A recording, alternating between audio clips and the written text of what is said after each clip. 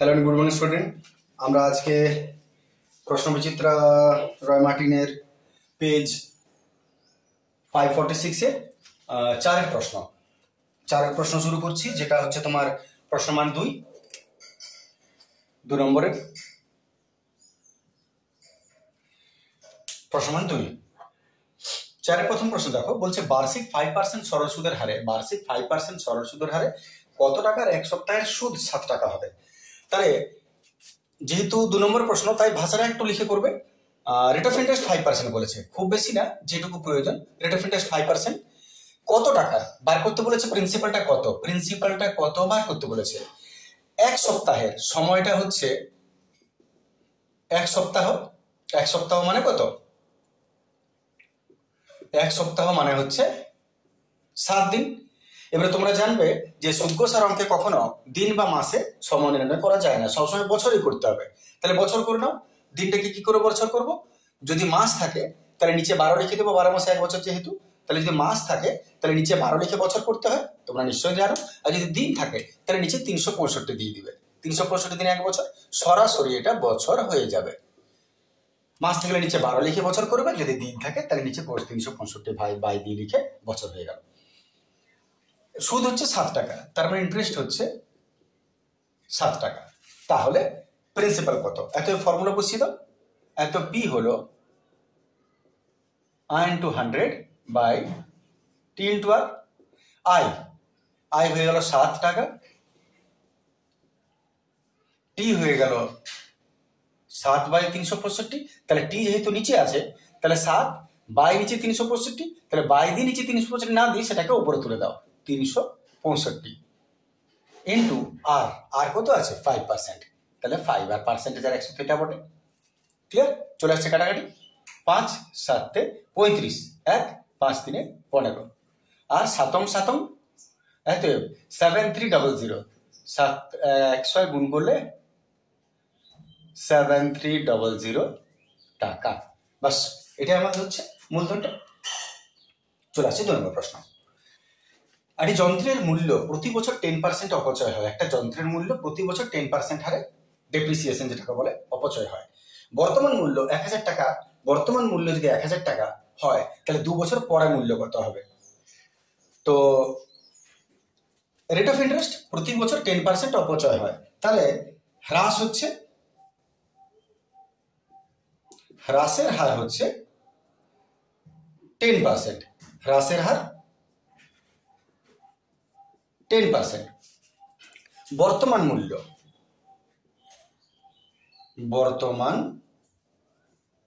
মূল্য হচ্ছে 1000 টাকা। বর্তমান মূল্যটা এ হবে না পি হবে সেটা আমরা একটু পরে বুঝবো। 2 বছর পর সময় বলেছে, এন হচ্ছে 2 বছর,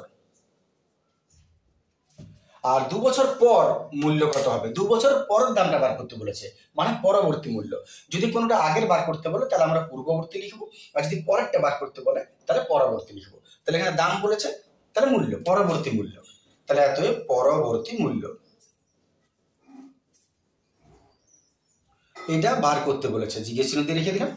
যদি এই বিষয়টা সম্পর্কে তোমার কোনো অজানা থাকে বা সমস্যা থাকে তাহলে তুমি অবশ্যই ক্রমহ্রাস বৃদ্ধির যে চ্যাপ্টারটা আছে সেই চ্যাপ্টারটা তুমি একটা ভালো করে অবশ্যই বুঝে নেবে।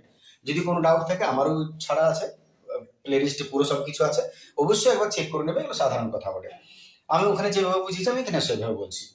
তাহলে তোমাকে একটা জিনিস দেখার আছে যে এখন যদি 1000 টাকা দাম হয়, 2 বছর পরে হচ্ছে দাম কমবে না হচ্ছে বাড়বে?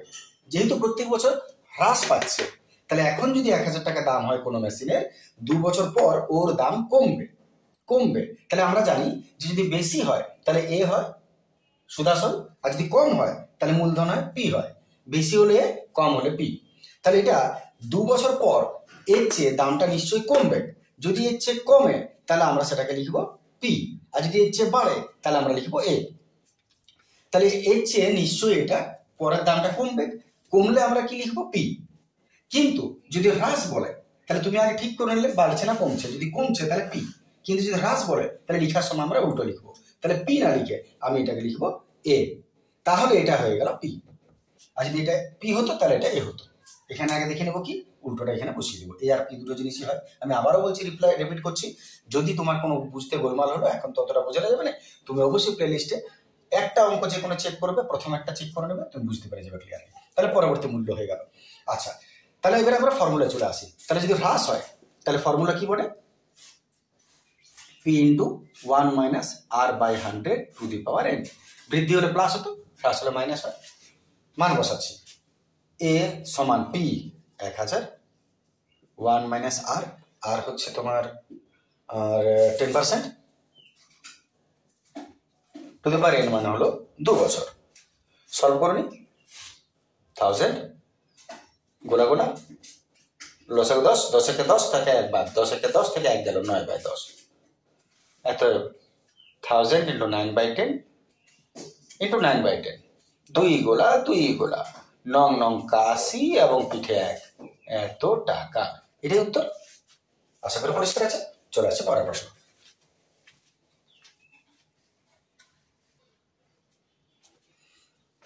চলে আসছে আমরা 3 প্রশ্ন। a/b = 2:3, b/c = 4:5 হলে a square b square bc, bc মান কত? প্রথমত, যদি দুটো অনুপাত আলাদা থাকে তাহলে তুমি অনুমান বসাতে পারবে না। তোমার প্রথম কাজই হলো দুটো অনুপাতকে মেশানো। মেশানোর নিয়মটা একদম সহজ। a/b যদি এত হয়, b/c যদি এত হয়, তাহলে দুটোকে কি করে মেশাই? তোমরা নিশ্চয়ই জানো অনেকে, যে যদি আমরা তিনটাকে মিশাতে চাই তাহলে তুমি এক কাজ করবে,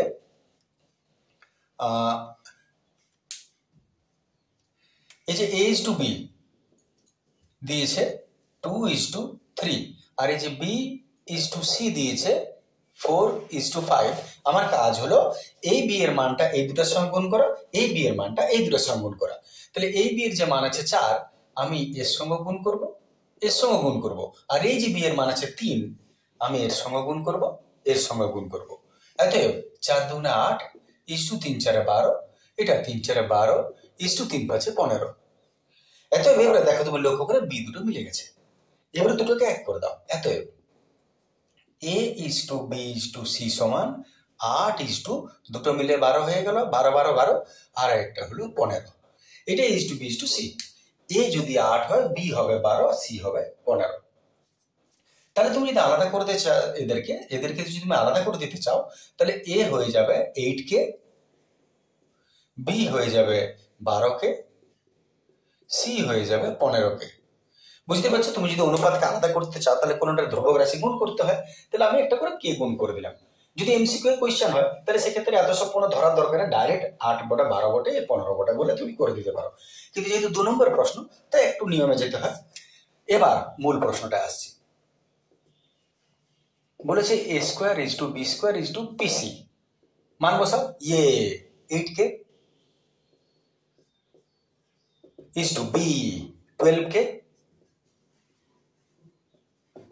bc, b হলো 12k ইন্টু c হলো 15k, 8×64k square 12 12 144k square 12 গুণ করার দরকার নেই, রেখে দাও কে স্কোয়ার।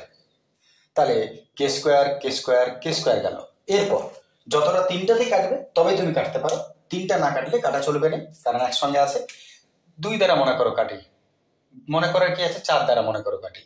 4 দ্বারা যদি কাটি, 4 1 4, 4 6 4 16 64, 4 2 8 4 3 12, 4 6 24, 4 3 12, 4 6 24, 4 3 12, আর মনে হচ্ছে কাটাবে নেই।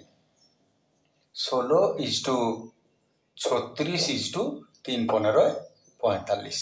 বাস, এটাই হয়ে গেল আমাদের উত্তর। আশা করি ক্লিয়ার আছে। চলে আসছি পরের প্রশ্ন। 4 প্রশ্ন দেখো কি বলছে। বলছে x ভ্যারিয়েজেস y আর x ভ্যারিয়েজেস z হলে প্রমাণ করো x ভ্যারিয়েজেস y মাইনাস z। একদম সহজ প্রশ্ন। প্রথমত x ভ্যারিয়েজেস y বলেছে, অতএব x সমান একটা ধ্রুবক দিব, k1 মনে করো y, আর x ভ্যারিয়েজেস z বলেছে, অতএব x সমান, যেহেতু আলাদা বিষয় তাহলে k2 দিয়ে দিলাম, k2 ইন্টু z।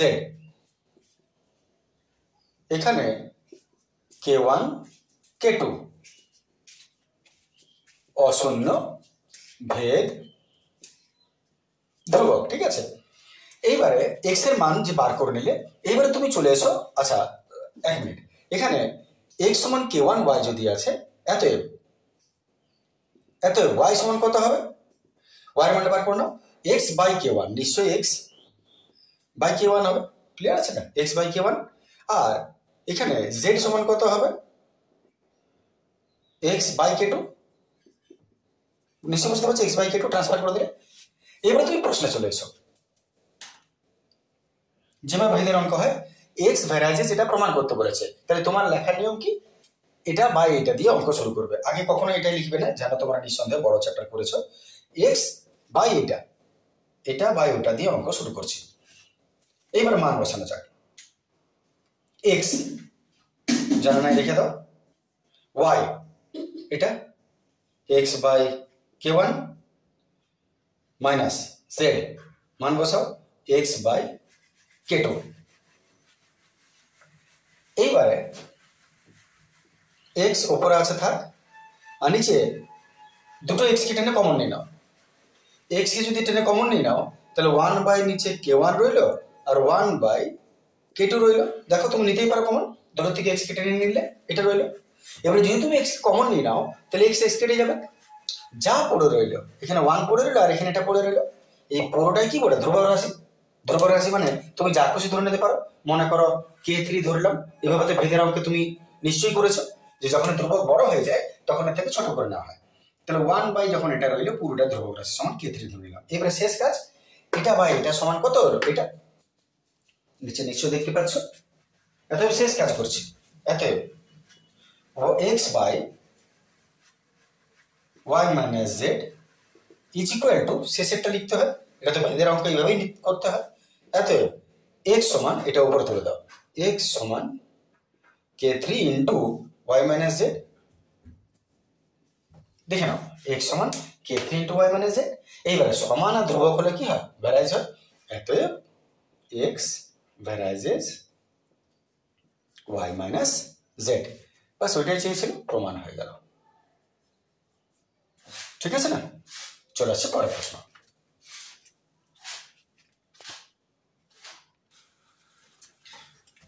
চলে আসছে 5 প্রশ্ন। 5 প্রশ্ন দেখো, এবিসিডি আয়তক্ষেত্রের অভ্যন্তরে ও এমন একটা বিন্দু যেন ওবি 6 ওডি ইহা উহা উহা কত, অতএব ওসি সমান কত। তাহলে এটা একটা শর্ত, শুধু একটা অনুসিদ্ধান্ত তোমাকে শুধু জানতে হবে, বাস আর কিছু নেই অঙ্কের মধ্যে। আমি একটা ছবির মাধ্যমে বলে নিই আগে। যদি আয়তক্ষেত্র মনে করে যাক, এটা আয়তক্ষেত্র এ বি সি ডি, আর ও একটা বিন্দু, মনে করো এটা বলা নেই যে কোনো মধ্যবিন্দু, ও একটা বিন্দু দিয়ে দিলাম এখানে একটা, মনে করো ও হচ্ছে এটা বিন্দু। যেন ওবি 6, ওবি কোথায় আছে দেখো, এটা ওবি হচ্ছে 6, এটা 6, ওডি ওডি হচ্ছে 8, এটা 8, ও এ হচ্ছে √19, আর ও সি, এইটা হচ্ছে প্রশ্ন কত হবে। এটা হচ্ছে তোমার কাছে প্রশ্ন, নিশ্চয় পরিষ্কার। শর্তটা কি যেটা তোমাকে জানতে হবে, তাহলে আর কোনো অসুবিধা নয়। সেটা হচ্ছে, যদি কোনো আয়তক্ষেত্রের মধ্যে কোনো বিন্দু, এমন না যে মধ্যবিন্দু, যে কোনো বিন্দু যদি হয়, তাহলে এর শর্তই হচ্ছে 8 স্কোয়ার প্লাস 8 স্কোয়ার সমান 8 স্কোয়ার প্লাস 8 স্কোয়ার হবে। বাস, বাকি তুমি বুঝতেই পারছো কি করতে হবে। তাহলে শর্তটা কি হবে?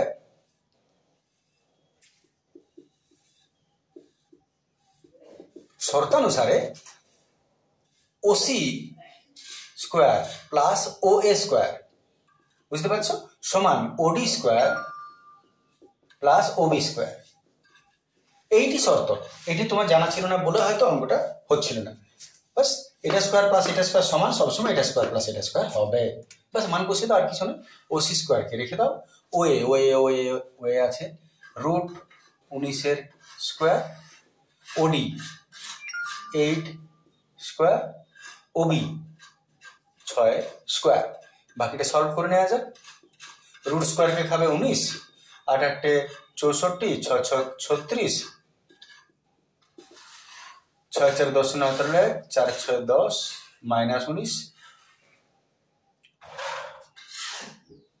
এতে ওসি স্কোয়ার সমান 9 10 1 দিতে হাত রলে 1 2 2 10 8 দিতে কাশি, এতে ওসি সমান রুট ওভার কাশি মানে 9 নং কাশি 9 সেমি। এটি হচ্ছে উত্তর, ওসি সমান। আশা করি সহজ হলো। চলে আসি পরের প্রশ্ন। একটি বৃত্তস্থ চতুর্ভুজের এক জোড়া বিপরীত কোণের অনুপাত 2:3 হলে তাদের মান কত?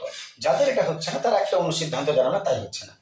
একটা বৃত্তস্থ চতুর্ভুজের এক জোড়া, বৃত্তস্থ চতুর্ভুজ মনে করা যাক এটা বৃত্ত আর একটা চতুর্ভুজ, যে কোনো চতুর্ভুজ বলেছে, এটি বৃত্তস্থ চতুর্ভুজ মনে করো এ বি সি ডি। এর এক জোড়া বিপরীত কোণের অনুপাত, বিপরীত কোণ মানে যেমন এটার সঙ্গে এটা হতে পারে, নাহলে এটা এটা হতে পারে, এর অনুপাত দিয়েছে এটা। তুমি কোনটা হচ্ছে না জানা, সেটা হচ্ছে যে বিপরীত কোণের অনুপাত, বিপরীত কোণ দুটি যোগ করলে সবসময় 180 হয়। এটা শর্তই হচ্ছে যেহেতু বৃত্তস্থ চতুর্ভুজ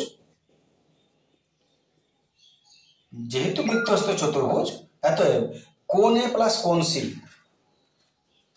সমান 180 হয়, তোমার জানার জন্য লিখছি। আর কোণ বি প্লাস কোণ বি সমান 180 ডিগ্রি হয়, এটুকু তুমি মাথায় রাখবে। তাহলে এখানে আমরা যেটা করছি সেটা হচ্ছে, এত মনে করো এ আর সি অনুপাত, কোণ এ ইজ টু কোণ সি, এ আর সি এর অনুপাত বলে দিয়েছে 2:3। আনুপাতিক সমষ্টি করছি, আনুপাতিক সমষ্টি দুটো কোণের অনুপাত যদি তুমি জানো,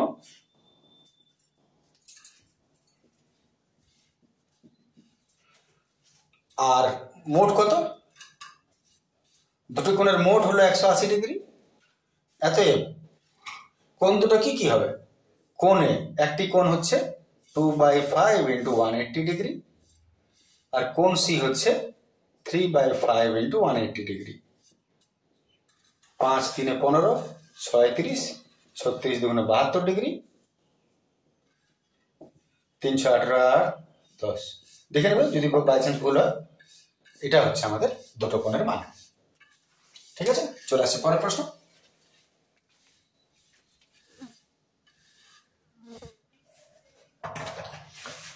চলে আসছে আমরা 7 প্রশ্ন।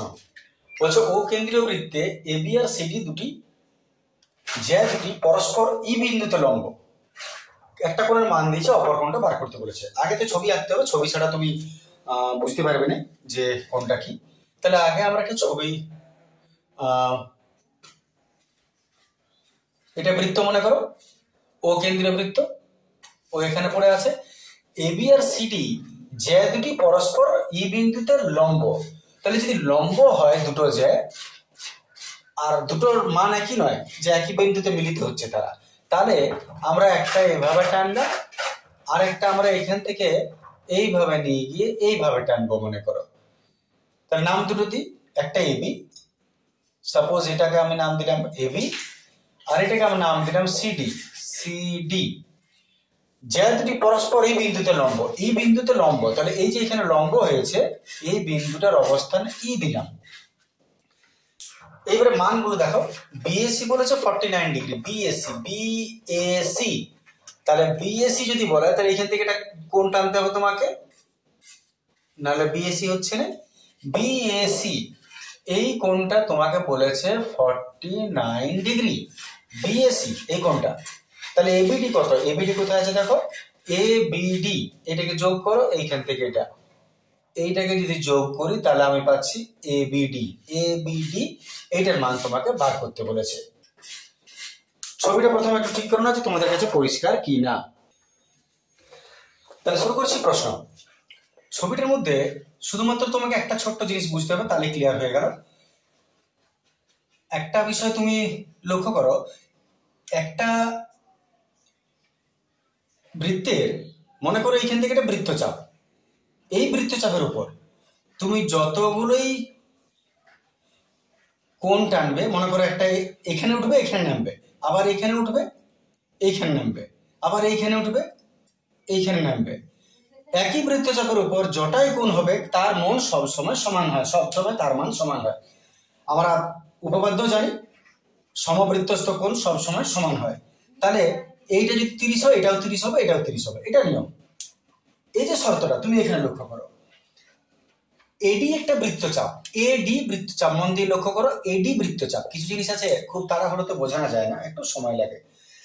এডি বৃত্তচাপ, এই বৃত্তচাপের উপর এটা একটা কোণ, আর এইখান থেকে এটা একটা কোণ, এ সি ডি। লক্ষ্য করে দেখছো এই কোণটা যা, এ বি ডি এই কোণটাও তা। কারণ কি, তারা একই জায়গায় দুজনায় উঠেছে আর একই জায়গায় দুজনায় মিশেছে, ঠিক আছে না? বাকি তুমি ভালো করে লক্ষ্য করো, বুঝতে পারবে। তাহলে যদি তুমি কোনো রকমে এই কোণটার মান বার করতে পারো, তাহলে তুমি এই কোণটা পেয়ে গেলে। এইবারে এই কোণটার মান কেন বলছি, কারণ এই ত্রিভুজের মানটা এখানে একটা যে তুমি ত্রিভুজ দেখতে পাচ্ছ, এর একটা কোণের মান দেওয়া আছে, ইজিলি টু সলভ এটা হবে। এটা তুমি কি করে পাবে, একদম সহজ। যখনই কোনো রেখার উপর কোনো লম্ব টানা হয়, এদিকটা যদি 90 হয়, এটাও 90 হতে বাধ্য। তাহলে 90 90, তাহলে এই যে ত্রিভুজ এ ই সি, এর একটা কোণ 90, একটা কোণ 49, আর ত্রিভুজের তিনটা কোণের সমষ্টি কত হয়, 180 ডিগ্রি। 180 থেকে এই দুটোকে বাদ দাও, এটা পেয়ে যাবে, আর এটা মানে ওইটা, একদম সহজ। তাহলে চলে আসছে আমরা উত্তরটা কিভাবে করব, যে সমকোণী ত্রিভুজ এ ই সি, যেহেতু 2 নম্বরের প্রশ্ন তাই একটু লিখতে বাধ্য হচ্ছি, এ ই সি, সমকোণী ত্রিভুজ এ ই সি এর কোণ এইটা কত হবে, কোণ A C E, A C E সমান, এ সি ই সমান 180 থেকে বাদ দিব আমি এদিকের 49, আর এদিকের কোণটা কত, 90। কেন 90? কেন লম্ব বটে, বলা আছে। বোঝানো যদি কোনো অসুবিধা মনে হয় অবশ্যই কমেন্ট করবে। 9 10 12 13, 139 ডিগ্রি। 9 থেকে 10 এক দিতে হাত রলে, 3 4 8 4 দিতে 41 ডিগ্রি। এসিই 41, এসিই যদি 41 হয়, তাহলে কোণ এটাও একই। কেন, কারণ দেখাতে হবে। 2 নম্বর প্রশ্ন বটে, কারণ দেখিয়ে দিতে হবে, যুক্তি দিতে হবে। তাহলে আমরা শুধু লিখছি অতএব কোণ এ সি ই করে দিলাম। সরি, প্রথম আগে প্রশ্নটা লিখি, যেটা বলেছে লেখার সহজ বুদ্ধি। অতএব যে কোণটা বার করতে বলেছে, কোণ এবিডি সমান, দেখে নাও, এবিডি সমান, এই কোণটা সমান এই কোণটা, এসিই করে দিচ্ছে এবারে, সমান 41 ডিগ্রি। এটা 41, এটা 41। কেন, তার কারণটা এখানে পেছনে দিয়ে দাও। যেহেতু বৃত্তচাপ এডি, এডি বৃত্তচাপের উপর অবস্থিত, এবি বৃত্তচাপের উপর, এডি বৃত্তচাপের উপর, এডি বৃত্তচাপের উপর অবস্থিত কোণ এবিডি সমান কোণ এসিই। সব কোণ সমান হয় দেখানো হলো, বাস, আর কোনো প্রশ্ন রইল না। তাহলে এটা হচ্ছে 41 ডিগ্রি। আশা করি বুঝতে বা বোঝাতে কোনো অসুবিধা নেই, ঠিক আছে। চলে আসে তাহলে আমরা পরের প্রশ্ন দেখা যাক। cos to the power 4 alpha minus sin to the power 4 alpha সমান 1/3 হলে sin স্কয়ার আলফার মান কত? অনেক রকম ভাবে করা যায় এটা, তো আমি যেভাবে সহজে মনে পড়ে যাচ্ছে সেটাই করে নিই। টু দি পাওয়ার 4 আমরা জানি স্কয়ার স্কয়ার হয়, a টু দি পাওয়ার 4 মানে a স্কয়ার হোল স্কয়ার। তাই এটা টু দি পাওয়ার 4 কে আমি cos স্কয়ার আলফা তার স্কয়ার sin স্কয়ার আলফা তার স্কয়ার লিখতেই পারি। আর এটা কিসের ফর্মুলা, a স্কয়ার মানে b স্কয়ার। অতএব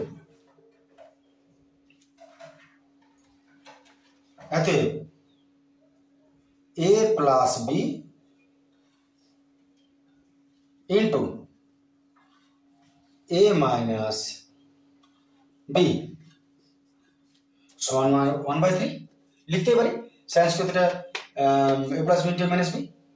এবারে sin square theta plus cos square theta মান আমরা জানি 1 হয়, তাহলে এটা হয়ে গেল 1।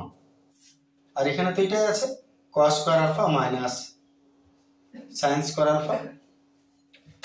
তার মানে আসলে cos square theta minus sin square theta সমান এটাই হইল। তাহলে অতএব আমরা এখান থেকে নিচের অংশটা দেখতে পাচ্ছি নিশ্চয়ই, cos square alpha minus sin square alpha সমান 1/3। এবারে আমরা শেষ কাজ কি করব, তার মানে 1 ছেড়ে দাও, এটা সমান 1 হলো। অতএব নিচের অংশটা অতএব এখানে লিখছি তাহলে এবারে 1 cos square theta cos square alpha minus sin square alpha is equal to 1/3 হচ্ছে। তাহলে তুমি এক কাজ করো, এইখানে আমরা জানি ফর্মুলা যে cos স্কয়ার থিটা সমান 1 মাইনাস sin স্কয়ার থিটা। যদি তুমি ভাবো যে sin square theta plus cos square theta is equal two 1, অতএব cos স্কয়ার থিটা সমান 1 মাইনাস sin স্কয়ার থিটা নিশ্চয় লিখতে পারি, লিখতে পারা যাচ্ছে, নিশ্চয় লিখতে পারি। তাহলে সেই রকম cos স্কয়ার থিটার জায়গায় আমি 1 মাইনাস sin স্কয়ার থিটা লিখতে পারি। তাহলে আমি এই লাইনটা থেকে এবার আসছি, অতএব cos স্কয়ার থিটা তার জায়গায় আমি লিখবো 1 মাইনাস sin স্কয়ার আলফা, আর মাইনাস sin স্কয়ার আলফা, ঠিক আছে, cos স্কয়ার আলফা মানে 1 মাইনাস sin স্কয়ার আলফা, আর মাইনাস sin স্কয়ার আলফা আছে এখানে, সমান 1/3। আচ্ছা একটু সলভ করা যাক, 1টাকে নিয়ে যাবো, তাহলে এদিকে মাইনাস একটা মাইনাস দুটা sin স্কয়ার আলফা রইল, আর 1/3, 1টা ওদিকে চলে গেল, -1 হয়ে গেল, অতএব -2 sin স্কয়ার আলফা, লসাগু হবে 3, 1 মাইনাস 3 একে 3, অতএব -2 মাইনাস 2/3, দেখে নাও, ঠিক আছে না। এইবারে -2/3, এইবারে মাইনাস মাইনাস গেল আর 2 গেল, অতএব sin স্কয়ার আলফা সমান 1/3, 1 তো পড়ে থাকবে না উপরে, 1/3, এটা উত্তর। আশা করি অসুবিধা হবে না বুঝতে পারো। যদি অসুবিধা বোঝায় নিশ্চয়ই কমেন্ট করবে। চলে আসছি পরের প্রশ্ন।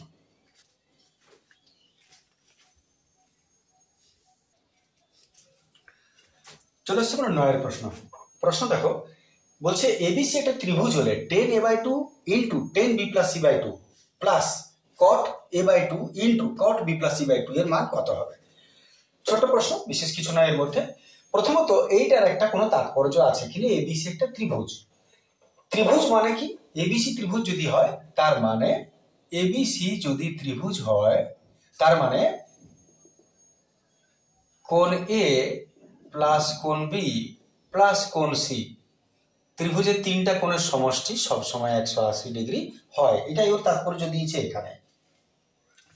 তাহলে তুমি এক কাজ করো, কোণ এর মান বার করতে গেলে বাকি দুটো ট্রান্সফার হবে, আর না হলে কোণ বি প্লাস কোণ সি যদি বার করো তাহলে তুমি লিখতেই পারো 180 মাইনাস কোণ এ। বাস এতটা তোমার প্রথমের কাজ, আশা করি কোনো অসুবিধা নেই বুঝতে। এবারে চলে এসো প্রশ্নটা। এবার প্রশ্নটা লিখছি, tan a/2 into tan b+c/2 plus cot a/2 into কোটা cot b+c/2 মান বসানো যাক। প্রথমত tan a/2 আছে, থাক, tan a/2 ইন্টু tan, এই যে b+c আছে, b+c তার বদলে 180 মাইনাস এ তো লিখতেই পারো, তাহলে b+c এর বদলে আমি 180 মাইনাস এ লিখতেই পারি। এবার অ্যাঙ্গেলটা আবশ্যক নয় যে দেওয়া, কোনটা তুমি নাও লিখতে পারো, তোমার ইচ্ছা, নিজের বই নিজের খাতা, কার কি বলার আছে। প্লাস এদিকেও cot a/2 টা থাক, আর এখানে b+c এর জায়গায় 180 মাইনাস এ, আর একটু হালকা করে দাও তাহলেই হলো, আর একটু tan a/2 যেমন আছে থাক, 10। আচ্ছা যদি এটাকে আলাদা করে দাও তাহলে 2টা, যেমন মনে করো যদি a প্লাস b/2 থাকে, আমি কোনো জায়গায় a/2 প্লাস b/2 লিখতে পারি, এটা আমার অধিকার, লসাগু করলে তুই পাচ্ছ। তেমনি এটা যদি আমি আলাদা করে দিই তাহলে 180/2 মাইনাস a/2 লিখতেই পারি। চাইলে এই লাইনটা তুমি না লিখতে পারো, ডাইরেক্ট করতে পারো, তো আমি প্রথম বোঝাচ্ছি যেহেতু আমার এটা দরকার আছে লেখা।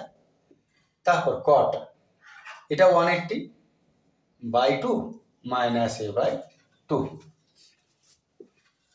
আর একটু শেষ লাইন, প্রায় প্রায় এটা কেটে গেল, 90 হয়ে যাবে, মাইনাস a/2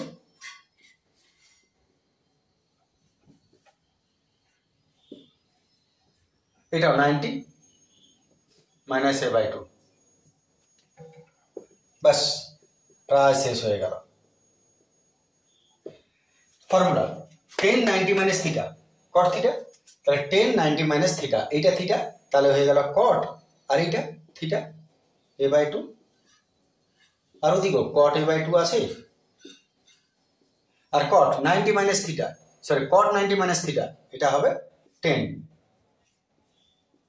থিটা। তাহলে পরে আমি কি করলাম, শুধু এইটা tan 90 minus theta cot theta, cot 90 minus theta tan theta.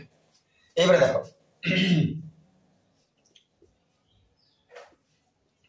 এগুলো তুমি যতটা ডাইরেক্ট করবে, যে লাইন বাদ দিবে বাদ দিতে পারো। কট মানে 1/10, তাহলে কট না লিখে আমি 1/10 থিটা লিখতেই পারে, কারো কিছু বলার নেই। 10 মানে 1/cot থিটা। তাহলে ইহা গেল, উহা গেল, পড়ে রইল এখানে সব কেটে 1, এখানে সব কেটে 1, 1 + 1 2। আশা করি ঠিক বুঝতে পেরেছো। চলে আসে পরের প্রশ্ন।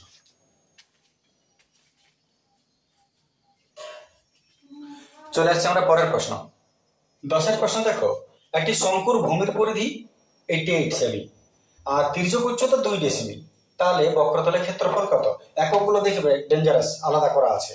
তাহলে শঙ্কুর ভূমির পরিধি যদি বলে, শঙ্কুর ভূমি নিঃসন্দেহে এটা বৃত্তাকার বটে, তাহলে বৃত্তের ক্ষেত্রফল যা পরিধি তাই হবে। তাহলে শঙ্কুর ভূমির পরিধি দিয়েছে, তার মানে আসলে শঙ্কুর ভূমির পরিধি 2πr সমান 88 সেমি, আর তির্যক উচ্চতা বলেছে, তার মানে এল দিয়েছে 2 ডেসিমি। তাহলে ডেসিমিটারের পরে সেন্টিমিটার হয়, আমি ডেসিমিটারটাকে সেন্টি করে নিচ্ছি। ডেসির পরের ঘর সেন্টি, যটা ঘর তটা শূন্য, ডেসির সেন্টি, এক ঘর তাহলে একটা শূন্য, সেমি। এইবারে বক্রতলের ক্ষেত্রফল বলছে, বক্রতলের ক্ষেত্রফল ফর্মুলা πr। তাহলে সবকিছু দেওয়া আছে, এটা একটু ঠিক করে নাও। 2πr সমান যদি 88 হয়, এতে 2, এটা 2πr সমান যদি 88 হয়, এতে 2 পাই হয়ে গেল 22/7 ইন্টু আর হয়ে গেল 2πr সমান 88, এতে আর সমান 88 আর 7 উপরে উঠে গেল, আর 2/22 নিচে নেমে গেল। কাটাকাটি করে নি, 22 4 2 দুগুণে 7 দুগুণে 14 সেমি। বাস, এইবারে এতে বক্রতলের ক্ষেত্রফল বলেছে, বক্রতলের ক্ষেত্রফল হচ্ছে পাই আর এল। পাই, এটা পাইটা না ভাঙলেও চলতে সহজ হতো।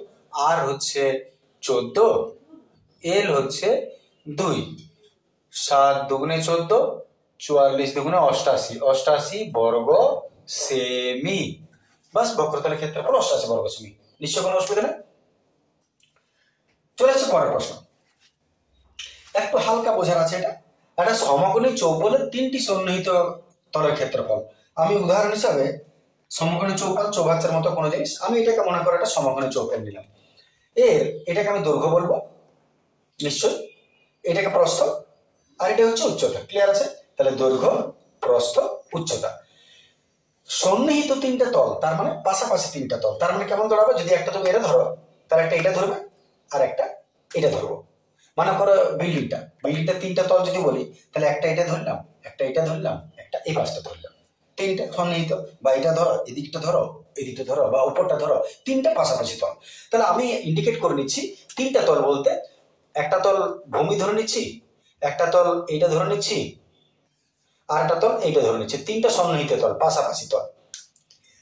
তো 3টে তল দৈর্ঘ্য, প্রস্থ, উচ্চতা আমি মনে করো XYZ ধরে নিচ্ছি। ছোট্ট প্রশ্ন, কিন্তু একটা বোঝার আছে। ধরি সমকোণী চৌপলের দৈর্ঘ্য x সেমি, প্রস্থ y সেমি, আর উচ্চতা z সেমি। দৈর্ঘ্য, প্রস্থ, উচ্চতা। আচ্ছা, এইবার তুমি লক্ষ্য করো, বলেছে সমগ্র 3টি সন্নিহিত তলের ক্ষেত্রফল এত এত এত। তাহলে 3টে সন্নিহিত তলের ক্ষেত্রফল, তার মানে কি দাঁড়াচ্ছে? 3টে সন্নিহিত তল, প্রথম তল, আমি এক কাজ করছি, তিনটা তল গুণ করছি, গুণিত দ্বিতীয় তল, আমি যা খুশি করতে পারি, যোগ গুণ ভাগ ইন্টু তৃতীয় তল। তিনটা তলের গুণফল যদি করতে যাই তাহলে 12 গুণিত 15 গুণিত 20 হবে।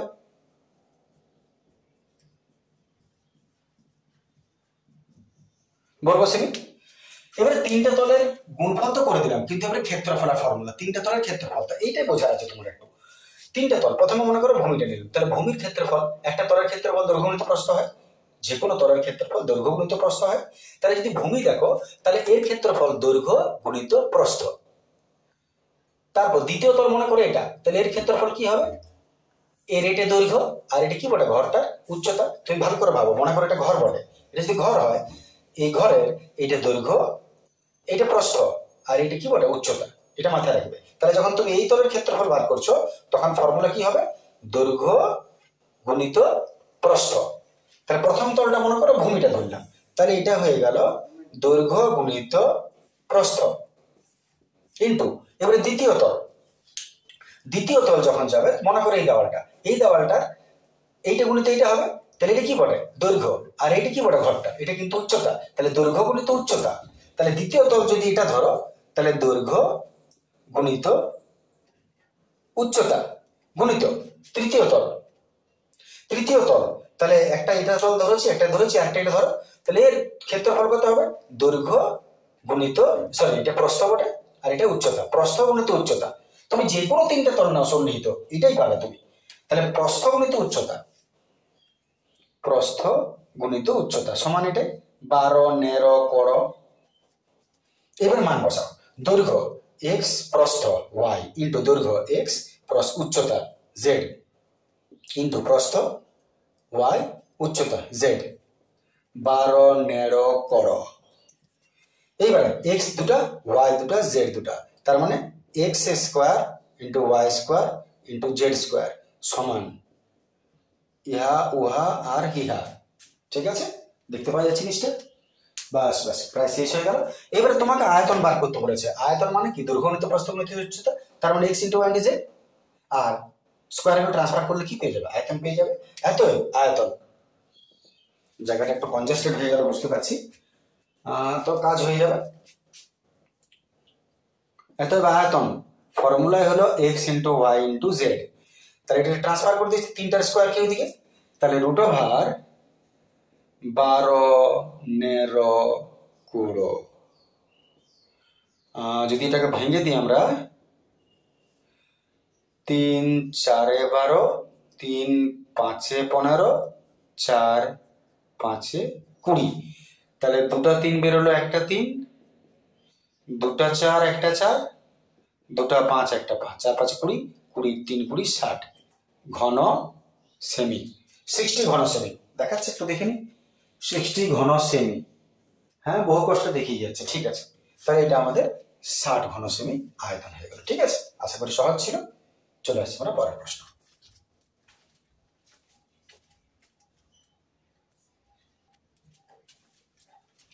চলে আসছি আমরা 12 প্রশ্ন। 12 প্রশ্ন লক্ষ্য করো, সহজ প্রশ্ন। 11 12 14 x - 2 x + 4 x + 9 32 38 আর 47 রাশিগুলি ঊর্ধ্বক্রমে সাজানো আছে। বলা আছে ঊর্ধ্বক্রমে সাজানো, মধ্যমা 24 হলে x এর মান কত। আমরা যদি মধ্যমাটা দেখি তাহলে বেশিরভাগ ক্ষেত্রে আমরা প্রত্যেকটা অঙ্কে দেখেছি আগে ঊর্ধ্বক্রমে সাজাতে হয় বড় প্রশ্ন হলে। এটা দেওয়াই আছে, তোমাকে দেখার আছে কটা আমাদের রাশি কটা আছে, 1টা 2টা 3টা 4টা 5টা 6টা 7টা 8টা 9টা। তাহলে n 9, n হলো 9। জোড় বা বিজোড়, যুগ্ম বা অযুগ্ম, জোড়ের আলাদা ফর্মুলা হয়, বিজোড়ের আলাদা ফর্মুলা হয়। তাহলে যেহেতু এটা বিজোড় সংখ্যা, অযুগ্ম সংখ্যা, তাই এতএব মধ্যমের ফর্মুলাই হলো n + 1/2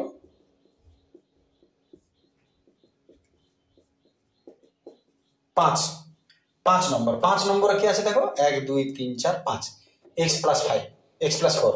এতএব শর্তানুসারে x + 4 সমান মান যেটা দিয়েছে কত, 24। এতএব x সমান 24 - 4 20। বাস, এটাই উত্তর হবে, আর কিছু বলে নেই। মধ্যমান নির্ণয় করো বলে এক্স এর মান বার করতে বলেছে। কেমন লাগলো নিশ্চয়ই, যদি ভালো লাগে অবশ্যই একটু কমেন্ট করবে, তাহলে কিছুটা আমি উৎসাহ পাবো। আর যদি কোনো অসুবিধা হয় নিঃসন্দেহে সেটাও কমেন্ট করে জানাবে। ঠিক আছে, আজকের ভিডিও এতটাই থাক। Thank you, good day.